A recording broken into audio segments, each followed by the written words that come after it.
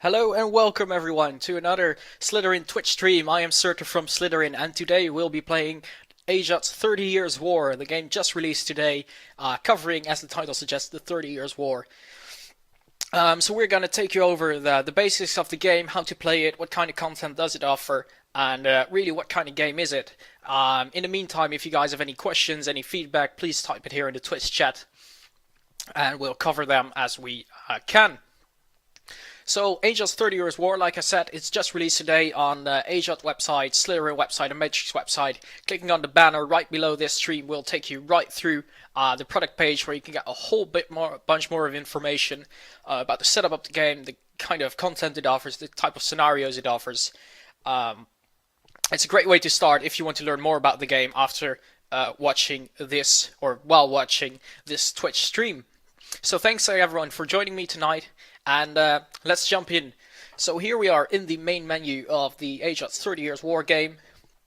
We got a couple of options over here. So we got new game, etc. Options. This is new games for both multi and single player. It supports a play by email multiplayer, so it's fairly easy to use multiplayer system. And we're going to hit new game, and I'm just going to take you briefly over the different scenarios we have here, and I'm going to use the different filters for this. So we got 3 tutorials, and these tutorials are going to take you through every step of the game that you would need in order to play the game by basic rules. For more advanced rules, we definitely advise you to read through the manual though, but the tutorials are a great way to start. So the basic tutorial takes you over movement. We got a tutorial over recruitment and decisions, and general army content and tips. And this is slightly more advanced, but again, it's nowhere near how advanced it is in the manual itself. So reading the manual is always appreciated. And hi there, Dowley. Glad you could join us. And Avianauda, also good to see you again. And so then we got like the campaigns, and the campaigns are the bigger scenarios. They take up a significant amount of turns. If the screen is paused, if you can't see anything, try refreshing your browser quickly. That might solve it. I'm seeing no errors on my end. And it seems like it works for Dowley as well. So please try refreshing or try using a different browser and see if that will fix the issue. So here we have several other scenarios. As you can see, the game comes actually, if I just turn the filter off briefly, it comes with a good portion of scenarios already right out of the box. So there are smaller scenarios to get familiarized. There are campaigns, or even the full the full campaign, the 30 Years' War campaign starting in 1618. All scenarios can be played from both the Protestant and the Catholic side, whichever countries were involved at that time. So there's a whole lot of replayability as well, and all these scenarios are, like every Age game, playable in multiplayer as well. So the longest campaign is 363 turns. There's a very short, like a battle scenario as well, which is a great scenario to start after you've played through the tutorials and to get more familiar with moving armies and doing the basic combat. We're going to play one of the intermediate scenarios. We're going to play the Danish phase, and that's starting in 1625. One of the awesome things about Ajot's 30 Years' War is actually the setting. There are very few games that cover this war, especially very few games on this scale, on this operational level skill. And so having this is already unique, and we can see that some of the Ajot rules, some of the Ajot combat has actually been altered to specifically tailor this time and this type of warfare, and it does replicate it very well. There's a lot of sieges going on, there's a lot of maneuvering going on, like it was at the time. So here we got the Danish phase. We get a brief introduction of the scenario. So we're going to start 1625. Well, actually, we're going to start in 1626 in February, so just at the start, and we're gonna go all the way into May. So that's 39 turns. That's like a medium-sized scenario, pretty much. But you can see it's a lot shorter than the Grand Campaign, where you play through the entire war. So there's a bit for everyone. There's shorter battles. There's the entire campaign. So Christian IV of Denmark has his army ready for war, and with him such old-known generals as Manfred and Christian of Brunswick. We got Tilly. And we got Wallenstein as well. And we're going to play as the Catholics, and we're going to await the Protestant offensive. So as you can see, I can select both. I'm going to select the Catholics, in this case the Holy Roman Empire, and then it's as simple as hitting play. So then we jump into the game. We got a map focused on Germany. And we get a bit of an introduction text here, and this is quite useful to read, especially in your first couple of playthroughs, because it gives you a basic understanding of the strategic situation. If you're like me, you're only mildly familiar, or perhaps some people not familiar at all with the 30 Years' War. It's not one of the most common conflicts to be represented in modern media. So reading this will give you a basic understanding of what's going on and what kind of gameplay you might want to use. You want to wait and build up first. Are you on the offense? Are you on the defensive? Etc. So we have to face a new Protestant enemy because the King of Denmark has just joined in, and this could really alter the balance of power between the Protestant and the Catholics. So it's up to us to make sure that the Protestants don't gain the edge in the war, now with the Danish help. So we're going to put that down, and let's zoom out real quick and get a basic overview of the map here. And in order to give you a bit better of an overview, and hi Maritzi, glad you could join us, I'm going to hit the military control, map overlay, and you can see that this is basically our enemy. These are controlled by us. And if we hit the strategic towns, we can see that these are the towns we'll be defending, and these are the towns we need to try and take, and it's reverse for the Protestant side, obviously. So now we got a basic idea of the situation. Let's take a brief overview. Let's kill this map mode. Let's get a brief overview here of the objectives. So we got a full list of objective cities here and who's controlling it. And at the moment we're controlling the majority of the objectives. We get 55 victory points per turn for the objective we own. The enemy, the Protestants, only get 28.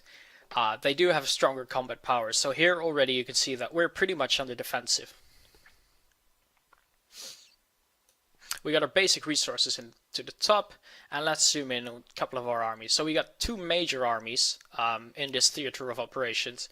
Like said in the introduction, we got Wallenstein, and he has a sizable army with him. Just to give you an idea, this army consists of over 13,000 infantry, over 2,500 horses, and 12 cannon, 12 artillery pieces. And for each group you can get significantly more information by selecting the individual elements, and you'll get all kinds of statistics that will be taken into account when the when the armies actually meet each other for a battle. So we got one army here. We got an even stronger army, as indicated by the combat power number over here, and we got a stronger army over here, and this one again a sizable army, as we can see, with a capable general as well. Let's select General Tilly here, and I can see Avinata saying like he owns a couple of Slytherin games, but he's yet to be able to get into any of them. So please, pay attention, but also feel free to ask any question there is. I think a couple of the toughest things with these games is getting to start without getting lost, and trying different tactics. It's okay to replay a scenario every now and then, and also try and read as much background information as possible that the game offers you. So whether it's the introductory text or the historical background in the ledger, that can also be used. So here we have our general, and we can see he's a capable general, and he also has a number of abilities. So he's a master logistician, which we're going to need. He's a good commander, which gives him an extra command point per ability level. And he's a Catholic. This is obviously a major trait when you're talking about a war between Catholics and Protestants. So you can see again that these abilities are tailored to this type of warfare as well. So our goal here is basically we are, if we can hold whatever we have at this point, we should be able to achieve a victory. Since we're gaining more victory points, we got more cities than the enemy has. So we are on the defensive at this point. However, the enemy is going to have more resources in order to build up than we have. So we're going to have to strike soon to weaken them now, so that in the longer run we are stronger. We are the stronger party. We're in a better position to resist their attacks. Because at the moment we're somewhat we're somewhat out of strength. The enemy has some more units, but not as many as he will have later on. So two things I will want to do is I want to weaken this army, which is led by the Danish king. This is a sizable army with a strong combat power, and it's actually not even fully reinforced, as indicated by the left bar over here. And it's going to grow stronger. We got a couple of more forces spread around. Some we haven't found yet, but they're there. We got some cities very vulnerable to our flank. And we got two opposing cities very close to each other. And we're going to need, especially Kassel, in order to have an extra supply base. Because getting supplies otherwise would come all the way from the south. And you can see that's a long way. So the first thing I'm going to do, I'm going to order this army to attack, to lay siege to this city. So how it's done, it's very easy to do actually. You select the army, it's drag and drop, and you drop it onto the enemy region you want to move it to. It will automatically look for the quickest route to take. In this case it goes via Badenboden. And why is that? Because it has a road attached to it, so it would be faster than going through the wilderness. And we'll try and head south to Kassel. Now here we're going to try and put some pressure on the Danish king. We're going to go for a limited attack on the enemy. So I'm going to set them to attack, and I'm going to set them to a limited attack. We're going to put some pressure, but I don't want to risk an all-out battle between them because I'm not overpowering them that much. I want to hit them now, however, and prevent them from becoming full strength, because then they will really outpower me.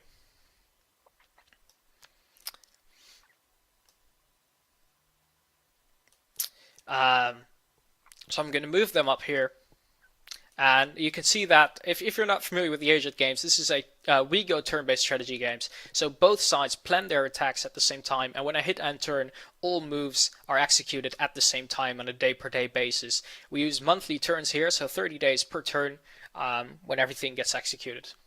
Now there's a couple of more things I want to do. Because I'm afraid that supply might be an issue, I want to recruit a couple of extra supply wagons and move them up to the front. In order to do that, we're going to the recruitment mode. I'm going to click on the top left icon. You can also use hotkeys, obviously, for this game. There are a lot out there that will allow you to maneuver quickly between the different menus and submenus. For the sake of showing you how it's done and how you can do it yourself, I'm using the mouse as much as possible. And here we then have a list of all the units we can recruit. We can filter them. In this case, we want to go for support units, and we want to recruit some supply wagons. We don't have a whole lot of resources, but supply wagons shouldn't cost any war supplies, if I'm correct. Yes, they cost only money, so I'm going to go ahead and recruit 3 of them. They won't be available immediately, but they will be available after, I think it's 1 turn. So we got 3 supply wagons. We're going to merge them together, and if I now go into my recruitment menu, which can be found either by clicking F2 or by hitting the strategic atlas and hitting the production tab, we will see that we have 3 units in production here. And a question coming here by, where was it? By Yandis. Sorry if this was answered, just started watching. Will this also appear on Steam? There's not going to be a Steam release in the near future, as I can tell. For after that, though, anything can happen, really. There's tons of Asian games that have already found their way to Steam, and it wouldn't be surprised if it would go for this one as well. At the moment, there are no definitive plans, though. Will you cover the diplomacy system in some way here? Unfortunately, the diplomacy system is beyond the scope of this particular session, but it will be covered in the manual extensively, which you should be able to grab from the forums, actually, and read through from there. So what I'm going to do while I'm also here is order some replacements in advance. So you can set the replacement order automatically if you don't want to be bothered with it. I'd like to keep manual control of them. If you're just starting out, you might want to keep a manual or an automatic setting for your replacements. It can be set in the options menu. There is also a couple of other rules that help the starters, beginners into the series, new people into the series, familiarize themselves with the game, such as a simpler supply rule set, and a couple of extra options that reduce the effectiveness of the AI a bit, allowing you for more room for experimentation. So the replacement tool, yes. So what you have to do here is you have to order replacement for each unit type in advance. So I got 0 needs for replacement, for example, for this unit type, and this unit type specifically is a Catholic League infantry unit, line infantry. I'm going to assume I'm going to need some in the future because obviously line infantry is the one that's going to get the most casualties. Have you noticed, is the automatic replacement option only for this game? No, a couple of more games have it. I think it's implemented in Asian games since Civil War 2. Twendle Wars had this as well. Revolution Under Siege Gold might have it as well, actually. I think so. So I'm going to buy them in advance. Twendle Wars is TEAW. It's the World War I game by Ajat. So I'm going to buy a couple in advance, and I'm going to buy a couple. I actually got one rated here as well. So when a unit suffers casualties, it will try and draw replacements. And whether or not it actually costs a replacement chip depends on how damaged the unit is. So if a unit is an element, I should say, is lightly damaged, there's very little chance it will actually cost a full replacement unit. If it's very heavily damaged, there's a big chance of that. So you always want to have a couple in reserve to fill in the holes in your line as quickly as possible. Replacement cost war supplies though, and as you can see, I don't have a whole lot of them. So having done that, I think we got the main thing settled. I might want to move up this army as well in support, or at least to block this area over here to prevent the enemy from punching through with some raider units. Let's do that. So I'm going to drag and drop again, and it automatically finds the shortest route, 46 days, so this should take up to 2 turns. So having done that, we've done the most important parts of this turn, so we are going to head and turn. You can see the turns being processed.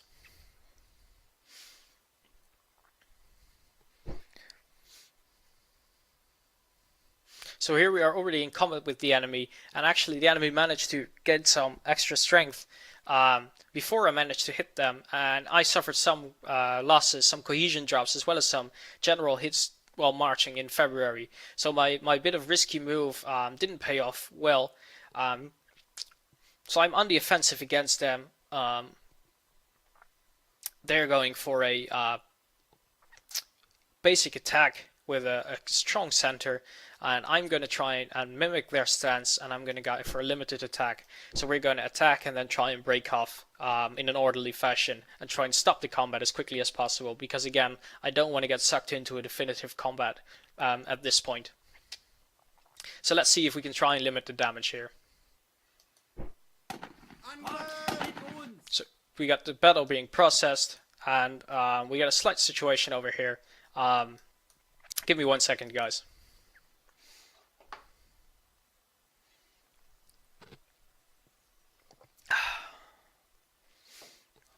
Right, is the decline of the old Tercio somehow represented in the game? Well, you definitely see there are a good number of unit types in game, and these unit types all fight in a different way, and you will find that Tercios are never really... I think the most important part is that you have a good number of... Let me just restart the scenario here quickly. That you have quite a balanced army with all kinds of unit types in it. So having only these old Tercios, they will definitely be an issue. But if you have them well supported, they can serve you actually for a pretty long time throughout the battle.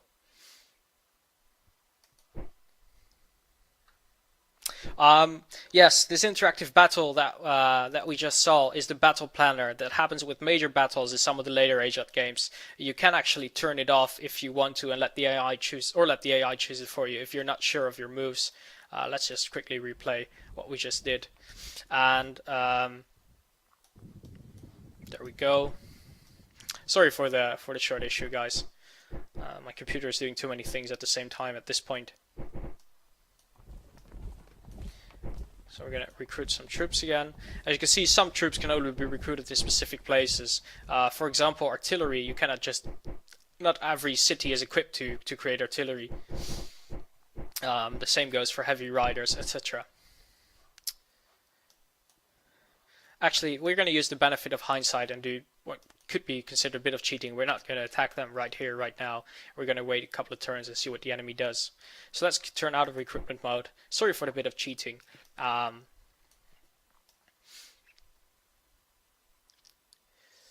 Let's see. So yeah, let's hit the end turn again and see what's happening. So one of the major things of this game is making sure all your troops are in supply.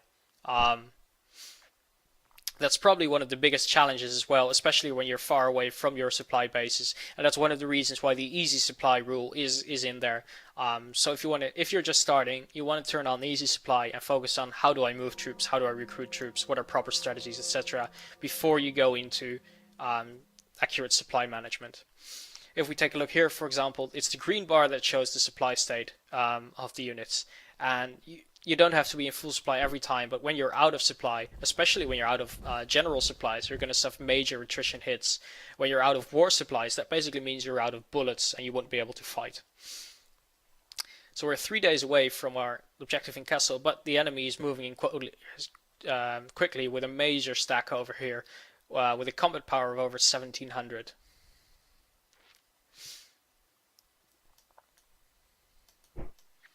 So I'm going to select my troops, and I am going to try and go toward the enemy as well. But before I do that, I want to pass through these regions because I see that in order to increase the speed to run toward me, the enemy has left behind some of the slower units, that being artillery and a supply chain. So they did like a quick move to Hanover, so from there to support Kessel and probably to challenge my army over here. And as a result, they had to leave behind some units, which I may actually be able to capture. We also can see that I suffered a good number of casualties with my force over here. And we're going to buy some replacements for them. With this turn we have received a major number of new funds and war supplies as well, so we can afford to buy some replacements. And we're going to need a good number. And it's also very important to buy replacements for your supply train, because again, having those properly equipped, properly organized, will actually prevent further casualties through basic wear and tear and attrition. Also with this turn, as we see from the log, we got a couple of events happening, and events are shown in red, or basic things happening. So we got a peasant rebellion, and clicking on here shows us exactly where it is. We actually had a religious unrest in Upper Austria, and that makes Protestant peasants in the region join the rebellion. Hey Kevin, glad you could join us. So we're gonna have to deal these actually far behind our lines as well, as you can see. If we go back, we're fighting over here, and suddenly we got rebellions popping up on this end. And I don't have anything to deal with that in the immediate area. I got 2 extra armies here, but they're locked for now. Although I do think these guys will become available relatively quickly. We can check that by hovering over the red ribbon indicating that they're locked. Hovering over them will actually give you an ETA when they will become available, if they are locked out by event, or whether or not they're locked out because they are militia units. So these guys will be available next turn. So I'm going to hope that this town of Linz will actually hold out for a turn, and then I'm going to start moving these guys south. And in doing so, hoping that no other major revolts will erupt, obviously, because if that happens, I will actually have to pull back more troops in order to deal with that, leaving my front line.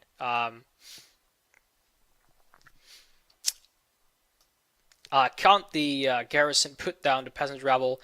Yes, they might actually be able to, but I don't really want to risk it, to be honest. I don't think that's needed. Yes, in the replacement pool, let's grab it quickly.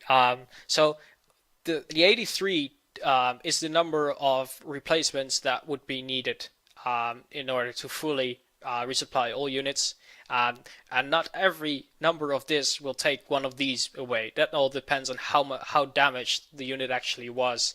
That dictates the chance of actually taking in a full replacement kit.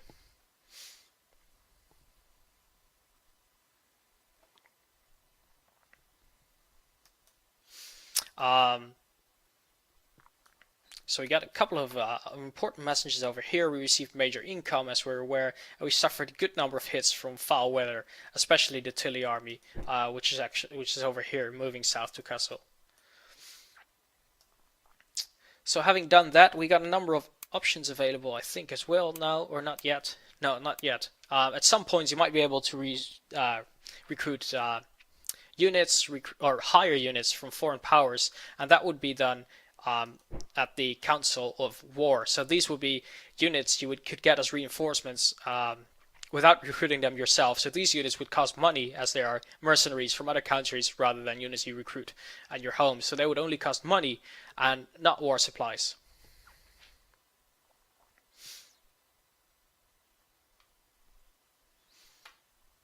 Like Sari says, it's about 1 in 10 you would need to have. So if it says 74, about 7 would be plenty. So having done that, let's hit the end turn again. Although if you're new to this series, you might want to leave the automated replacement system on until you feel more confident. And here we see we actually managed to capture the enemy left behind units, so that's good. They tried to run, but we were there before them, and we actually captured some of them. So capturing equipment, capturing supply wagons is a major part of this game. So I'm going to drop them, select them, and drop them onto my main stack, into my main army. There was a question from Agrippa Maxandius here. In Revolution Under Siege, there are certain edicts you can pause to hurt the peasants. They're coming rebellious. Can you hurt them here as well? There are a good number of provincial decisions, region decisions. We can click by going into here, and depending on the scenario you're playing, these can have effect on the local population. So they could change the loyalty. You can try and convert people to Catholicism to get more loyalty, more support into specific regions. And of course the other way around if you're playing as the Protestants. You could send raids behind enemy lines in some cases. You can try and create landmines where you're trying to force a breach. So let's do that actually. We started to besiege castle here. We want to get a breach in as quickly as possible. So let's try and take a landmine. And this will cost us 5 engagement points.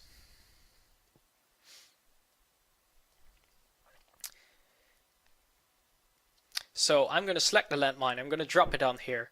And our decision is successfully ordered. We can also use Scorched Earth tactics, so wherever we have military control and we feel the enemy is approaching, we might actually destroy the land ourselves. And we can build defensive works where we're set up.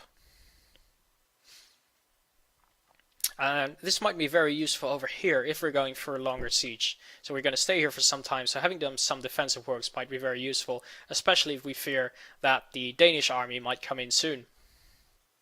And then we go out of this mode again, and we're back into the normal mode where you can move around our units. So I'm going to move this army to the south, to Göttingen, so it will be able to support the siege of Kassel if needed, and to draw supplies directly from the city. In the meantime, our troops we've ordered here, the supply wagons, have been completed, so we're going to grab them. And we're going to order them up north. And it's going to take some time before they get there, but we're going to really need them over here if we want to do prolonged campaigning. Also, this unit has now become available, so we can send it south to deal with the rebels. We actually have some, as we can see here, some Croatian light cavalry, and nothing is as effective as foreigners when dealing with some upstart rebels. So we're gonna select them, move them south. There we go, and it's going to take them some time, but really they aren't that much of a threat over here. My only fear is that they might be able to interrupt with the supply wagon that has been ordered to move up. Might actually have a unit over here that I could send into the line of supply in order to provide cover if needed. This is just a single cavalry unit, so they're very fast. They won't actually be able to fight off the rebels, but something is better than nothing, because otherwise they would just get captured immediately. Yes, the map's definitely very detailed, and of course the playable area depends on the scenario you play. So this is a somewhat larger playable area. Some of the smaller scenarios focus only on one specific area. The full campaign has the whole, everything we see in green here activated, so you can go all the way, and you'll have to deal with the with diplomacy as well to dictate foreign entry levels, which we can see over here. And again, like someone asked before, we can't really go into details of these now, but essentially you'd have to try and win them for your cause in order to receive their aid. That's part of the strategy. So having done this, we don't have a lot of war supplies to buy reinforcements. Was there anything else that we needed to take into account? I don't think so. So having done that, we're going to hit end turn again. And we're going into the next month.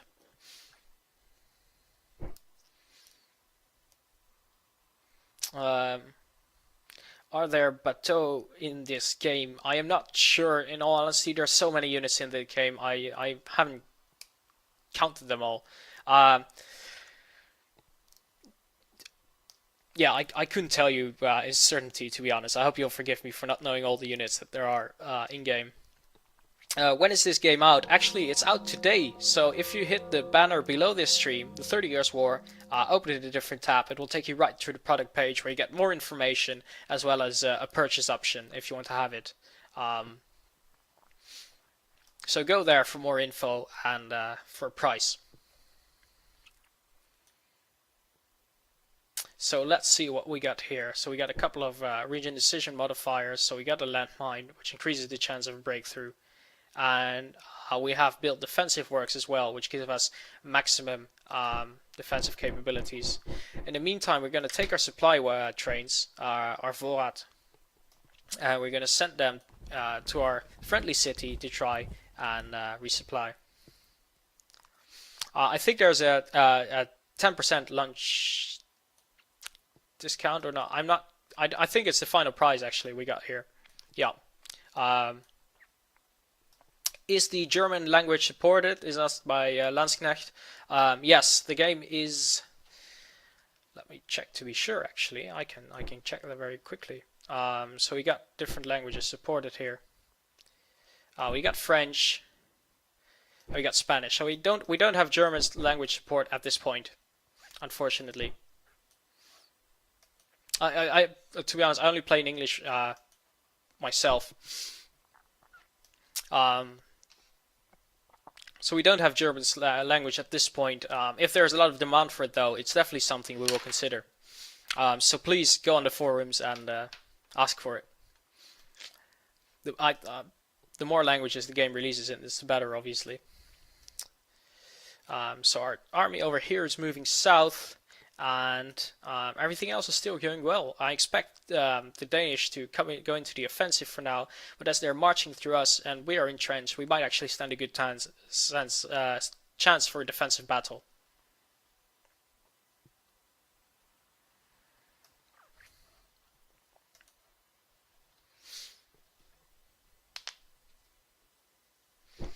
You should check the product page for the official statement on all the supported languages. That would be the best way to go.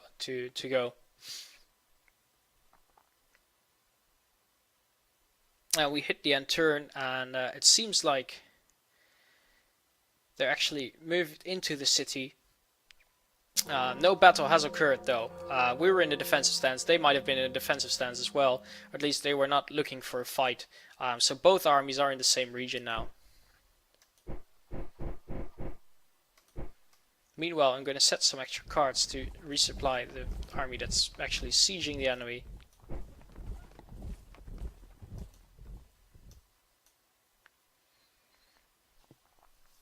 Welcome, Zackblood. Glad you could join us.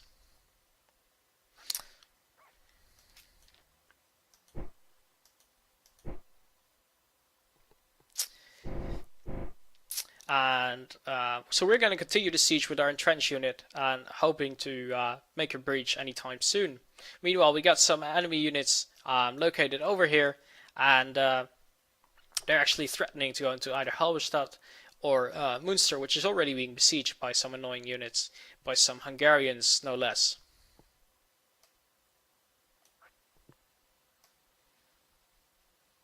Of course you've been here. Excellent. So our supply train is already in safety. It's moving on quickly. So we're going to send our cavalry unit to try and join them as soon as possible.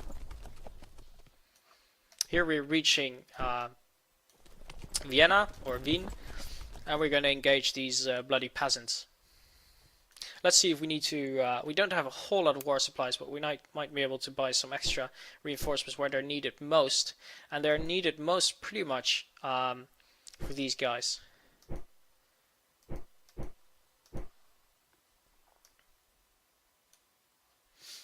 No, a Steam release is not planned for the moment, though it might be there in the future.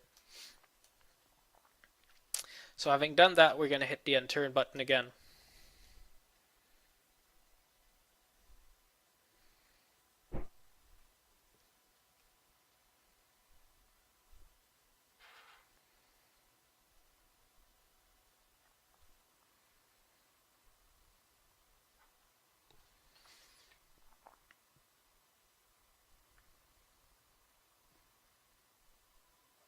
And we have a battle. The army is significantly stronger than us. Actually, they joined up with the local troops, it appears, and we get some cavalry superiority perhaps, but overall we're definitely the weaker party, as indicated by the combat power, though our general is better skilled. So I'm going to go for pretty much cautious setup. I want to fight, but I don't want to fight a decisive engagement. I want to wear them down slowly, hopefully them getting out of supplies earlier than us. So I'm going to go for a basic setup. Perhaps I actually want to go for a stronger core. Let's go for a basic setup and go for a limited attack.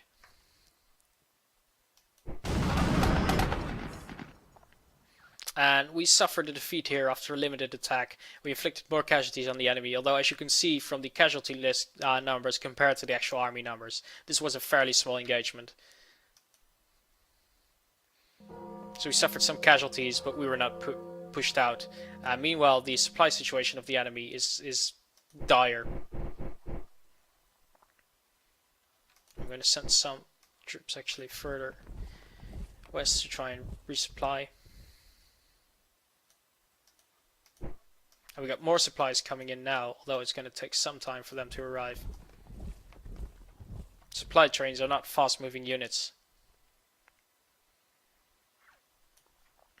That's great foe-wise. If you got some good, if you got into the history, it's a very immersive title, and you will recognize all these cities that played important parts. You'll recognize all the generals and officers that played important parts. And a good tip here, actually, you should probably build depots, and that's actually a good thing. I should have done that before, and it's good that you're reminding me. So building depots allow you to actually store more resources or more supplies. They come at the cost, though. They cost supply wagons, but since I got a couple and they're empty anyway, I might as well use them to build a depot.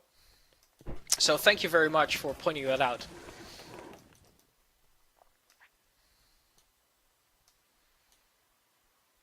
And in the meantime, we hope we'll be able to hold up the enemy. I might actually move up these guys and send them in support.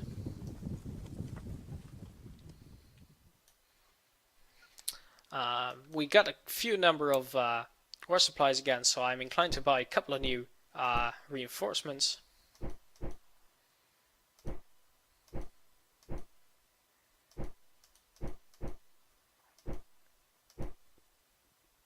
And we need to up our supply wagons.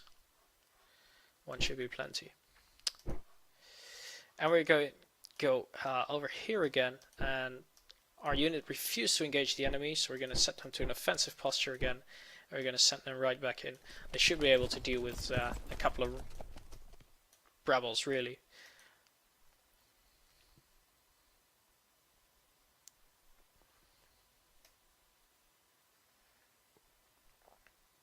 So we used up all of our war supplies again. Let's see, this time we're actually able to recruit some mercenaries, and since we got some cash but not war supplies, recruiting mercenaries is actually preferable to recruiting new units ourselves, which cost war supplies, which we actually need to keep sending in reserves.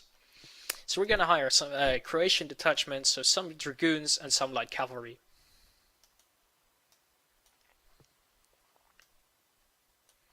And having done that, we're going to hit the end turn button again and hope we're not getting pushed out over here. And I hope we can continue to drain the enemy supplies before ours are drained.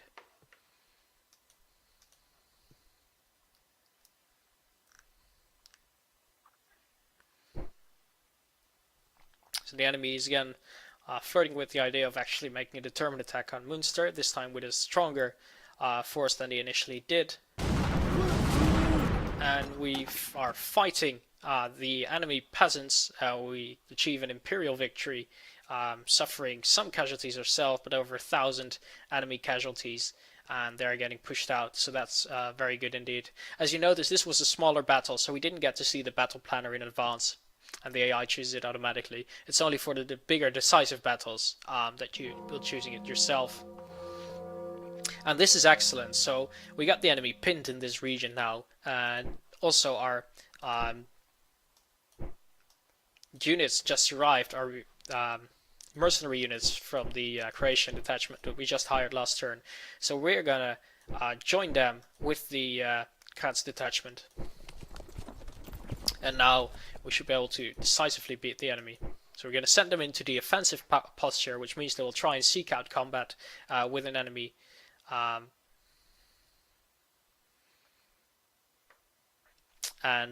going to try and attack the enemy, even though they have some level of entrenchment. They're completely out of supplies. They're isolated here, really. So we should be able to take them out fairly easily. So moving back up again, we're going to look at the local situation. So our supplies are still far away. We actually produced a level 1 depot and probably want to upgrade it. So let's continue that. Thanks again for that excellent tip, excellent advice. And we see that actually the supplies of the Danish army are completely drained over here. So they're holding on, but at a great cost.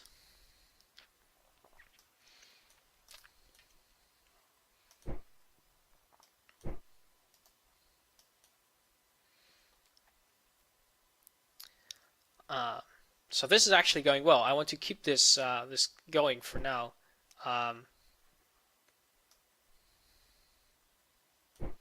Keep having a strong force here in the area.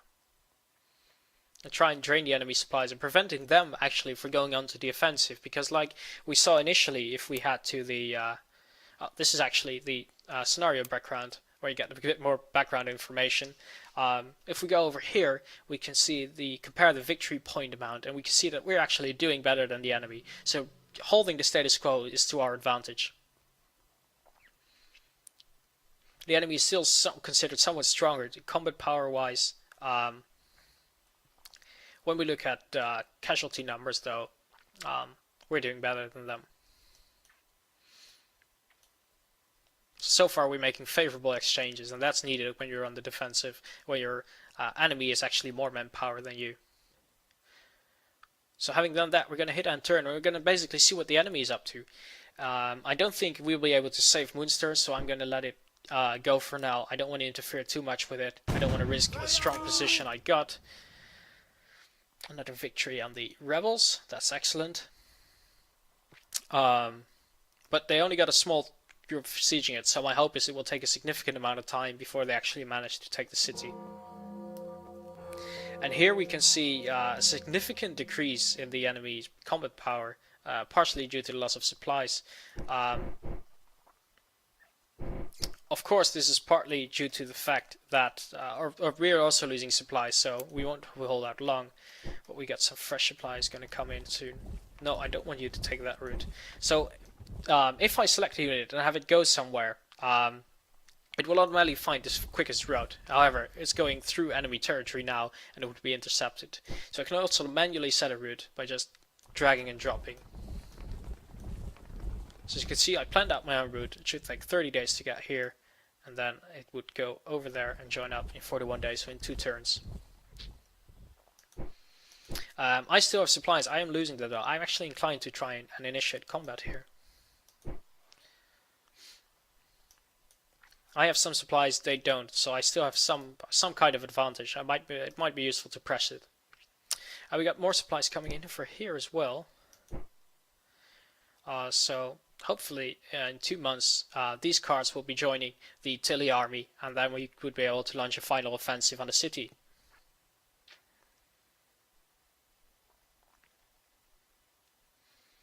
How does the DRM work for AJOT games? So if you buy from us and not from Steam, it actually is fairly simple, fairly straightforward. You will get a serial key from us. You'll enter that serial key when you launch the game for the first time, and that's all there is to it. There's no limit to activations on your PC, so you can have it installed on all 3 PCs without any issue. We don't really believe in oppressive, strong DRM. We want to give you the best possible experience with the game. So there's no activation limit. There's no need to be online every time you log in. There's no callback, as it were. So it's all fairly simple, fairly straightforward. We do advise that you back up the download you have yourself and keep your serial code safe as well. It is also possible to buy a box copy from our website, in which case you'll get a digital download immediately and a box copy sent to you with a backup of the installer.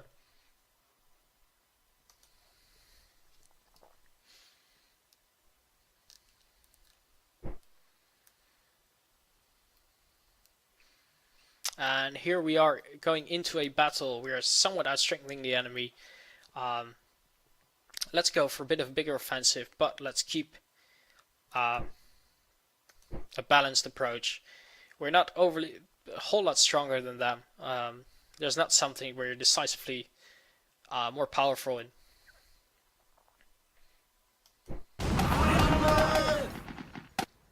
And we managed to outmaneuver the enemy, meaning that we only encountered a relatively smaller force of them, and managed to inflict some nice casualties, taking some damage ourselves, but a lot less than the enemy.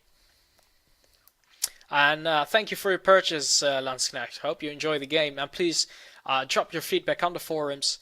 There's always ways to make games better, so any feedback you guys can give will help us make better games. So please drop on the forums and provide your feedback, post an AAR, post your experiences, and spread the word, of course, about our awesome games. So in another battle after the first one, and we have a slight bigger difference now in power, but I'm still going to go for the balanced setup. It worked, and we're going to continue doing it. And it is a victory, but at what cost? We actually suffered more casualties than the enemy. And another battle occurring, and as you can see, there can be a lot of battles occurring in the same turn. So if there's no decisive engagement, so if there's a fight, people disengage on both sides, they might actually engage again, especially since our army is set to the offensive posture. It will try and seek out combat time and time again.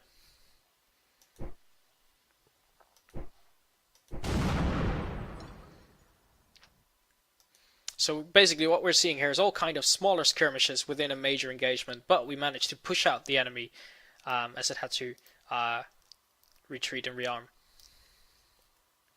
So we're at turn 16, and you can see here very clearly how the turn resolution works. It is one turn, but it's still split up in several days. So if you're both moving toward the same territory, and your army is there like on day 2, and the enemy army is there on day 28, you might actually be entrenched already and have a proper defensive position. So there's a whole lot to this WeGo system that makes this unique, especially the turn-by-turn execution, or the day-by-day execution.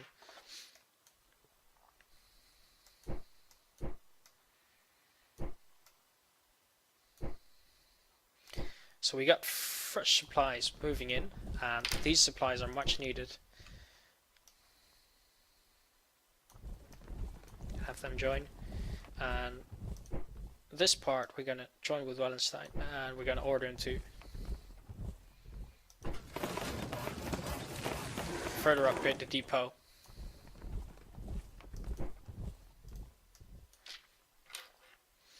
So far so good. We're managing to keep the status quo. Munster might fall, but still that won't give them enough to gain the advantage over us. They would definitely need to take these cities as well.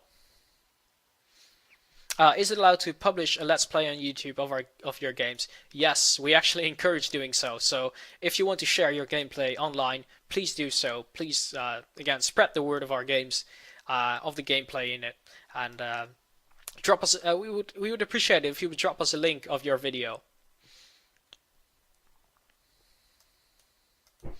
So this unit, meanwhile, is almost fully in supply. So I might be inclined, actually, instead of building a depot, to take the offensive. See if we can catch the enemy, which is already weakened still, off guard, and try and inflict some more casualties with our fresh army.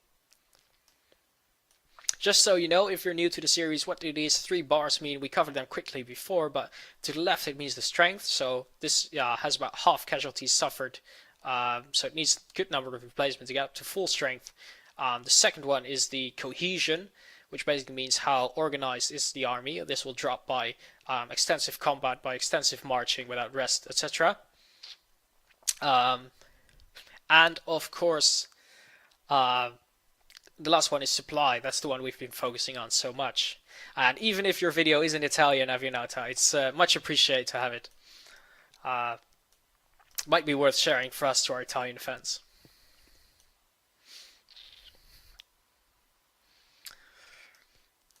And I would appreciate it myself as well, because I need some more Italian practice. So we're having done that, and we're going to see if we can take the enemy by surprise. We can't buy into any new troops over here. We need to chase the enemy actually over here and try and finally kill them off so we can move more troops to the front. And we can see if we can hire some more mercenaries. We got some gold, spare gold, so we're going to recruit some Cossacks as well.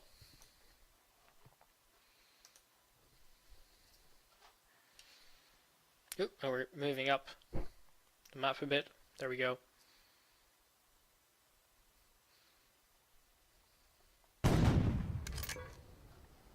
And another victory here, but not a decisive one we were looking for. And we failed to catch the enemy in time, I think.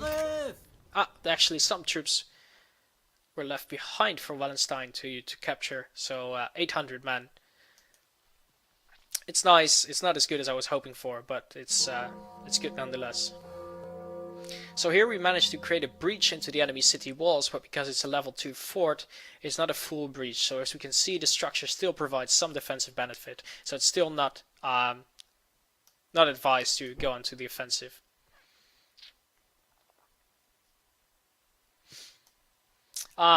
Great. How do we pronounce it?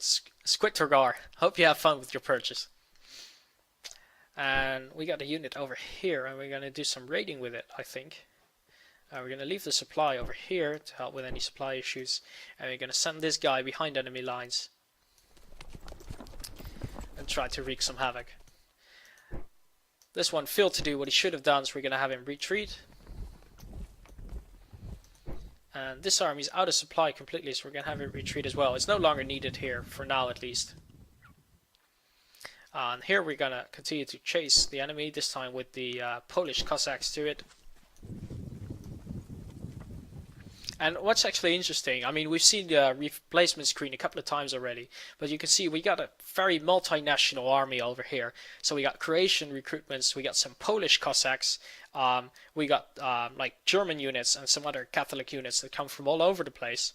And if we hit the F2 screen, we can actually see, and we also see that we need a whole bunch of replacements, but we don't have the resources for them.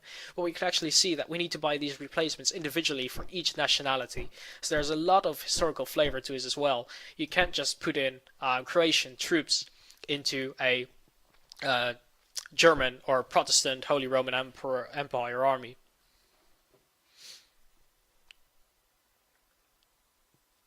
When I said Protestant, I obviously meant the Catholic here.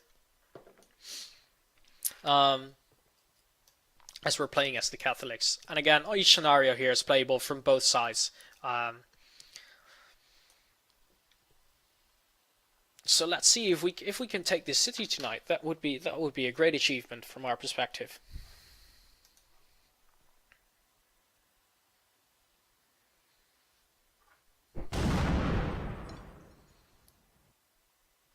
And we got another Battle of Vienna, or Wien, and another non-major victory or non-decisive victory, even though the enemy is fairly weakened. They always manage to get away somehow.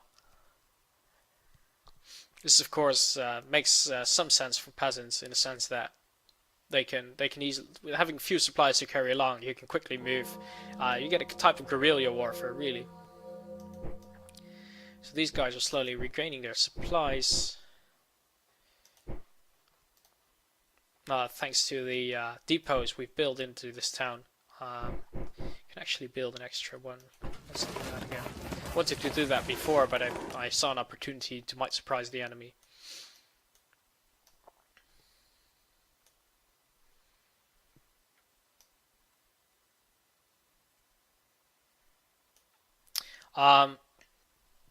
So yes, the amount of breaches you need has to be equal. We can see the 2 here indicating a level 2 fort. So we need 2 breaches to assault without penalty.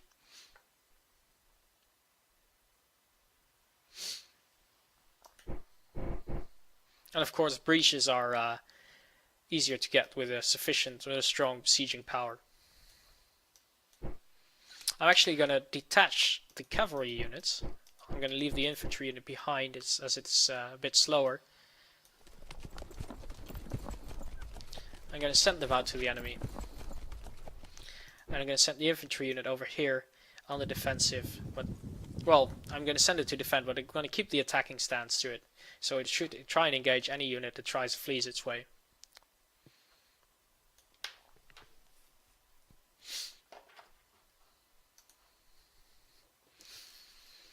And I actually forgot, I clicked the end turn a bit too quickly. I should have checked my my messages more and see that I've gotten significant new resources that I could use to buy some much needed replacements.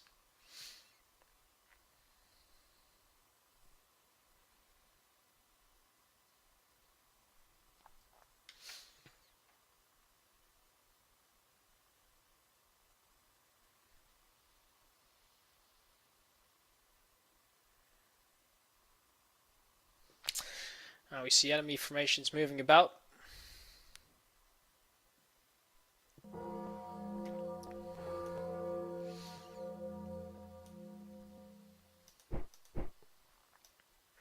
Just merge these units actually. And we've captured the city. So we got my objective for today done. So that's excellent. And if we look at all our messages, so you can filter them per category if you want. If we look at all our messages, we can see that we suffered some damage from bad weather, we paid upkeep. So you get all the standard stuff in there.